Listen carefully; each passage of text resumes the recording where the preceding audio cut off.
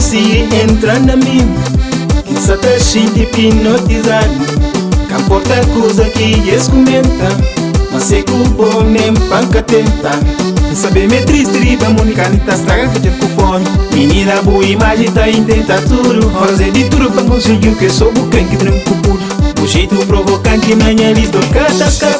Já vou provocando, já vou maltratando, já vou iludindo. Já vou provocando, já vou maltratando, já vou iludindo.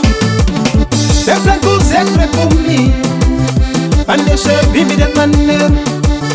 E jura que já vou poner, cima que me mata cabra.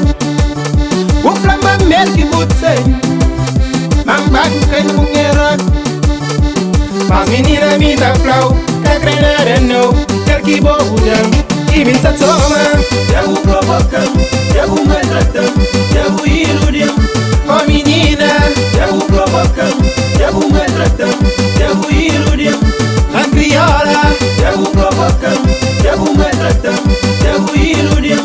Oh menina, já vou provocando, já vou maltratando, já vou iludindo. A crioula.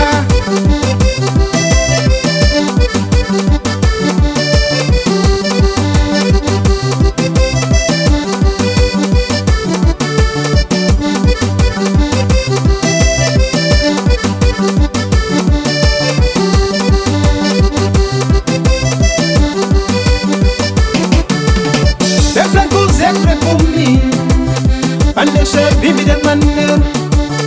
E jura que já vou poner, cima que me mata cabra.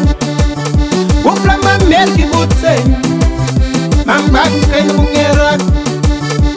Mas menina me dá flau, que a granada não, quer que vou mudar. E me tá toma, já vou provocando, já vou maltratando, já vou iludindo. Oh menina, já vou provocando, já vou maltratando, já vou iludindo. A crioula, já vou provocando, já vou maltratando, já vou iludindo. Oh menina, já vou provocando, já vou maltratando, já vou iludindo. A crioula, esse, ai menina, já vou dar no pé. Hoje eu comi tudo pago, na nota, era para nunca tá morreba. Já vou provocar, já vou intentar, vou crematão. Gosto em vez, parece uma sabura, tá beira da puta com a aranha atrás. Não sei mas ainda cansa, que te alcança, mas pra bolhar cansa, não tem que alcança. Tem São Francisco luta da vida coxa. Já vou provocando, já vou maltratando, já vou iludindo. Já vou provocando, já vou maltratando, já vou iludindo. Já vou provocando, já vou maltratando, já vou iludindo. Já vou provocando, já vou maltratando, já vou iludindo. Michael, deixa a gaita brincar.